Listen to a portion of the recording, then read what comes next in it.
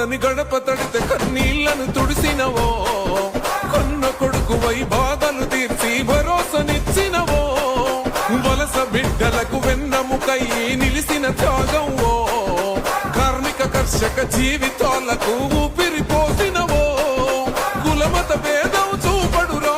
అందరూ నో వాళ్ళంటడురో, పేదల కష్టం తీర్చుటలో తన ఆనందాన్ని వెతుకునురా, జనం కోసమే జన్మనెత్తిన కార్యదీక్షుడే మన అన్న,